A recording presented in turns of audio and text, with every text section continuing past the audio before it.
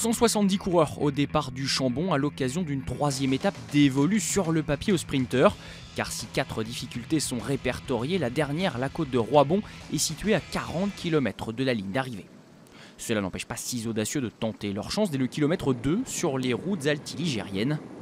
Le profil du début de journée a ainsi donné des idées à Koen Bouwman, porteur du maillot à pois par procuration puisque Thomas de Rent est déjà paré de jaune. Le coureur Lotto Jumbo, déjà échappé la veille, est accompagné de son coéquipier Alexei Vermeulen ou encore de Quentin Paché, 85e au général et mieux classé de l'échappée.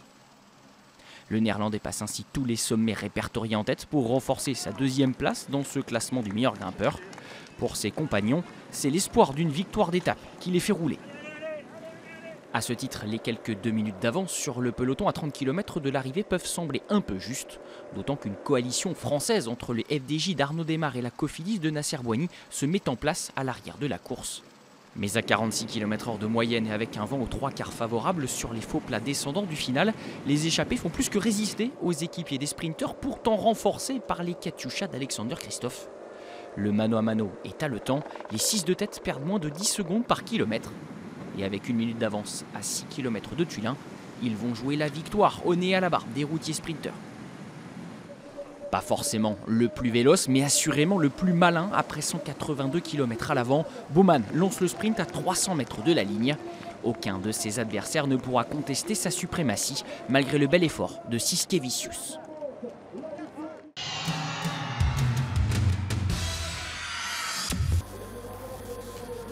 Il a 48 ans de moins qu'Eddy Merckx, mais c'est bien un petit cannibale qui a éclaboussé la troisième étape de son talent.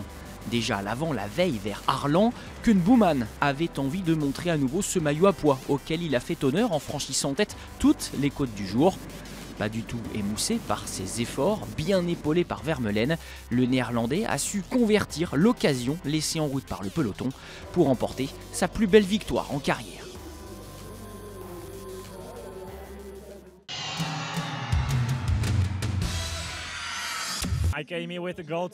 J'étais parti ce matin avec l'idée d'aller dans l'échappée. Je ne suis ni un coureur qui peut se mêler aux meilleurs grimpeurs, ni aux meilleurs sprinteurs. Aujourd'hui, je suis tombé sur une belle échappée avec 6 mecs forts. Tout le monde roulait dur. Sur la fin, avec le vent, nous y avons cru un peu plus. J'ai dit à mon coéquipier Alexei que je me sentais très fort. J'ai appuyé fort sur les pédales pour lancer le sprint et au final j'ai réussi à le faire. Donc je suis super heureux.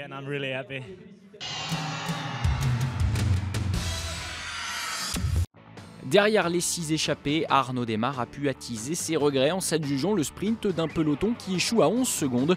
Le Français en profite malgré tout pour prendre le maillot vert. Le jaune sera lui porté un 3e jour consécutif par Thomas de Rent mercredi. Premier point chaud de cette 69e édition mercredi, un contre-la-montre individuel de 23 km 100% isérois devrait dégager une ébauche de hiérarchie.